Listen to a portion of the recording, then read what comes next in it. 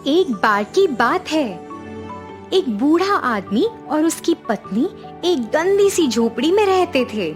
यह एक भव्य महल से ज्यादा दूर नहीं थी, जहाँ राजा और रानी रहते थे।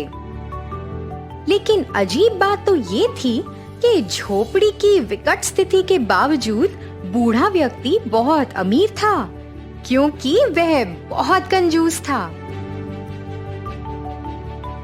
वह अक्सर पूरे दिन बिना खाना खाए रहता, जिससे सोने का व्यापार कर सके। लेकिन कुछ समय बाद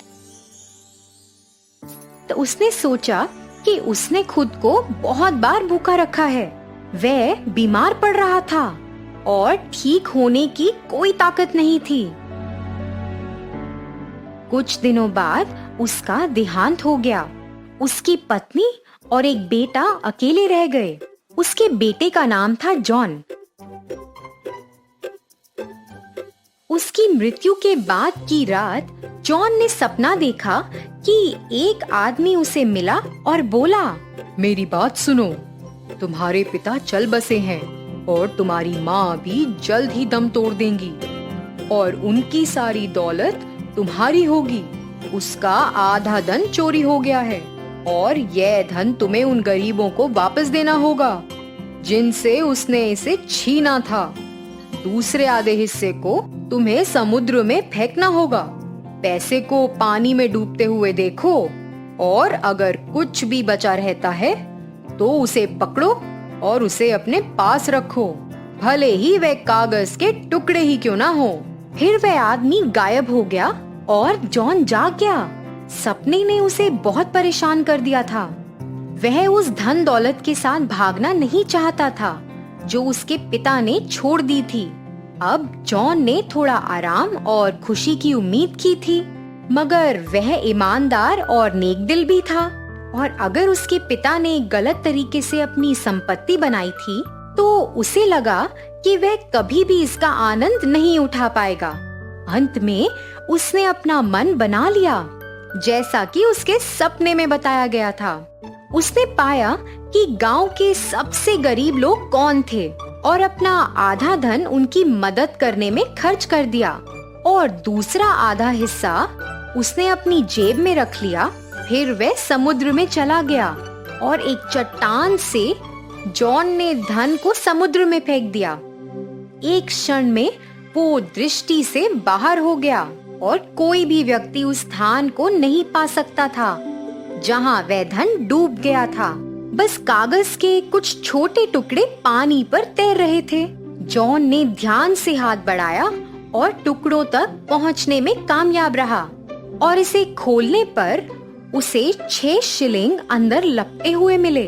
अब उसके पास यही पैसा बचा था। जॉन ने खड़े होकर इसे सोच समझकर देखा।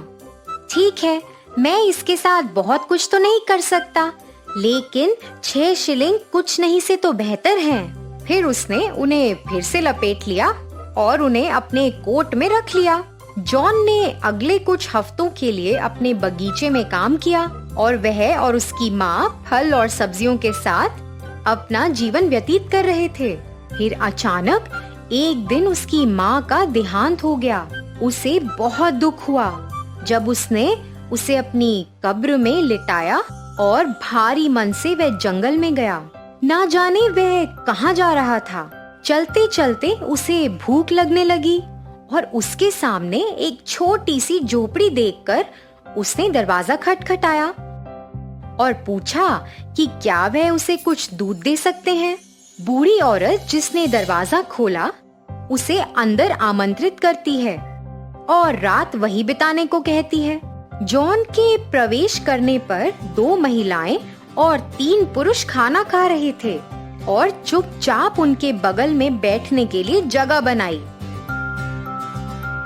जब उसने खाना खत्म कर लिया तो उसने अपने चारों ओर देखा और एक जानवर को आग के पास बैठा देखकर वह आश्चर्यचकित रह गया। यह भूरे रंग का था और बहुत बड़ा भी नहीं था, लेकिन इसकी आंखें बड़ी और बहुत चमकीली थीं और यह एक अजीब तरीके से गाते हुए प्रतीत हो रहा था। जंगल के किसी भी जानवर से बिल्कुल विपरीत। उस विचित्र छोटे जीव का नाम क्या है? हम इसे बिल्ली कहते हैं। मैं इसे खरीदना चाहता हूँ।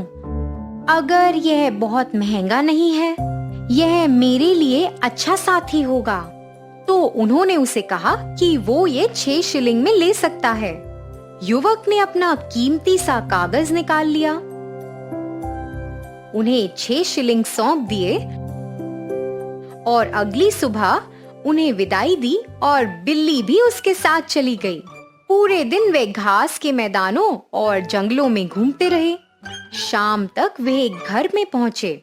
युवा साथी ने दरवाजा खटखटाया और एक बूढ़े व्यक्ति से पूछा, जिसने दरवाजा खोला, कि क्या वो उस रात वहां आराम कर सकता है। उसने ये भी बताया कि उसके पास पैसे नहीं हैं। ठीक है बेटा, आप यहाँ रह सकते हैं। फिर वह उसे एक कमरे में ले गया जहाँ 2 महिलाएं और 2 पुरुष भोजन कर रहे थे।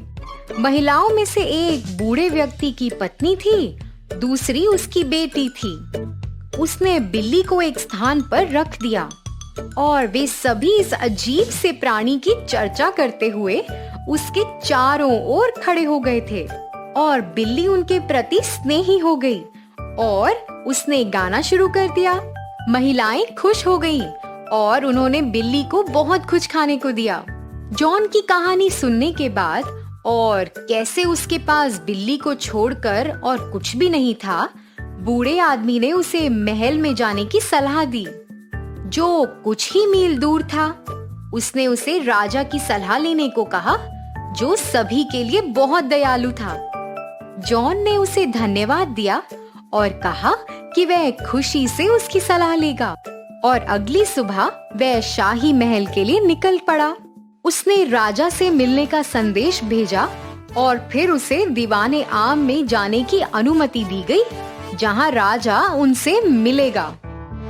राजा अपने दरबार में रात का भोजन कर रहा था जब युवक ने प्रवेश किया। जॉन ने सर झुकाया और फिर उसने छोटे काले प्राणियों को भीड़ में इधर उधर भागते हुए देखा और हैरान रह गया। ये प्राणी तो बहुत हल्ला मचा रहे थे।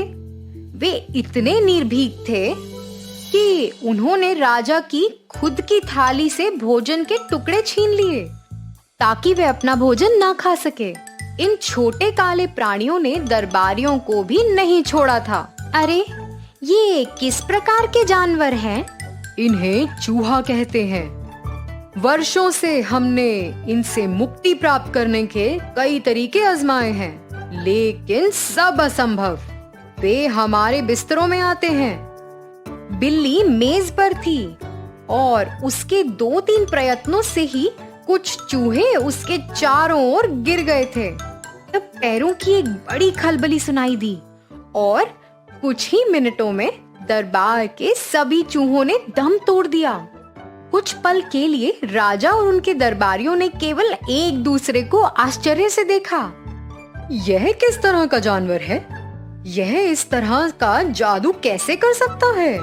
और जॉन ने उसे बताया कि इसे बिल्ली कहा जाता है और उसने इसे 6 शिलिंग के लिए खरीदा था। भाग्य से तुमने हमें इन चूहों की महामारी से बचाया है, जिसने हमें कई वर्षों तक सताया था।